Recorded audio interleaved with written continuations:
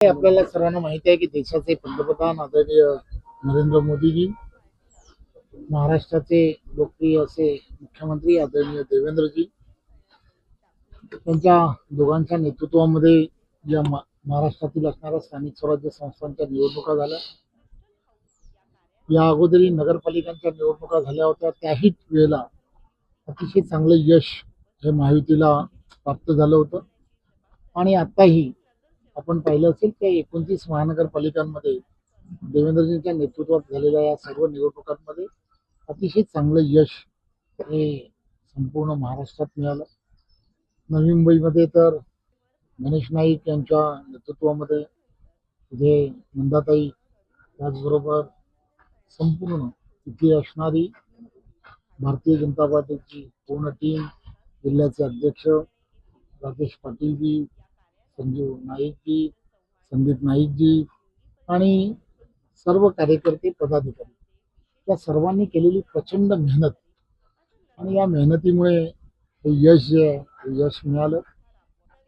नाईक साहेब नेहमीच एक विजन ठेवून या नवी मुंबई महानगरपालिकेमध्ये वर्षानुवर्ष काम करतात आणि त्यांनी नवी मुंबईतील असणाऱ्या मतदारांना येणाऱ्या काळामध्ये 20 वर्षासाठी काय विजन असणार आहे हे त्यांनी लोकांपर्यंत मांडण्याचा प्रयत्न केला. आणि त्यामुळेच खरं तर हे यश जे आहे, यश देवेंद्रजींच्या नेतृत्वामध्ये नवी मुंबईकरांनी त्यांना दिलं, भारतीय जनता पार्टीला दिलं. त्याबद्दल मी भारतीय जनता पार्टीचा अध्यक्ष म्हणून संपूर्ण नवी मुंबईतील मतदारांचंही मनपूर्वक धन्यवाद. खरं तर देवेंद्रजी एक विजन ठेवून काम करतात, नाईक साहेब सुद्धा विजन ठेवून काम करतात. एज्युसिटी जी तयार करण्याचं स्वप्न देवेंद्रजींनी डोळ्यासमोर ठेवलेलं आहे.